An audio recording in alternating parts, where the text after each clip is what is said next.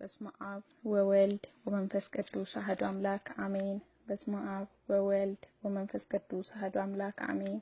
በስመ አብ ወወልድ ወመንፈስ ቅዱስ አሐዱ አምላክ አሜን።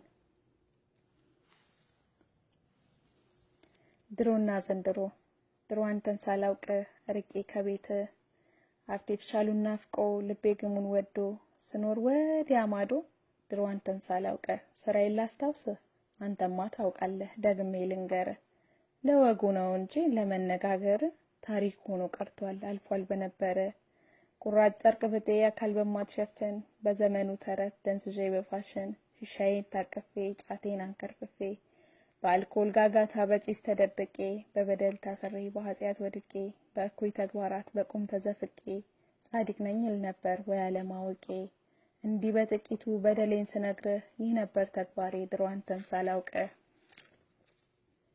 የዛሬ 3 ዓመት በዕለተ ሰንበት በመጣ ከደጅህ እግር ጥሎኝ ድንገት መምሩ ሲያስተምሩ ቆመው ከመንበሩ እሱ ኃጢአት እንጂ ኃጢአተኛ አይጠላም በመጽሐፍ ቅዱስ ላይ አንዲት ሴት ነበረች መግደላዊት ማርያም።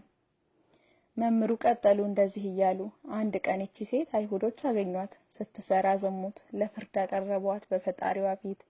ኢየሱስም አለ ከናንተ መካከል ኃጢአት የሌለበት ፈቅጄለታለሁ ይህችን ሴት ይውገራት። እምነት ይሸፍናል የኃጢአትን ብዛት ምን ተፍረት ማርያምን እንዲህ ነው የማራት። አሁንም ቀጠሉ እንደዚህ በማለት ከነናይቷ ሴት ከዛች ሀገር ወጣ የዳዊት ልጅ ማረኝ ስትለው ለጌታ ልመናዋን ሰምቶ ጽናቷን ተረድቶ ታላቅ ነው እምነትሽ ልጅሽን ማርኩልሽ ይሁን እንደወደድሽ። ሳምራዊቷንም ሴት እምነት ነው ያዳናት እያሉ ሲያስተምሩ መምሩን ሰምቼ ምሕረትን ፍለጋ እጆቼን ዘርግቼ ከፊት ተደፋው አይኖቼን አቅንቼ እዝነት ግን ፈልጌ ስማጸን አንተን በእንባ ጎርፍ ታጥቤ ስለምን አንተን አምላኬ መች ተውከኝ ከጥልቁ መች ጣልከኝ አትጨክንም አንተ ምሕረትን ሰጠኸኝ ከዳቢሎስ ማህበር ፈጥነህ አወጣኸኝ እውነተኛ መንገድ የነፍሴ ኖላዊ ቀኝህ አበረታኝ ኢየሱስ ናዝራዊ። በስመ አብ ወወልድ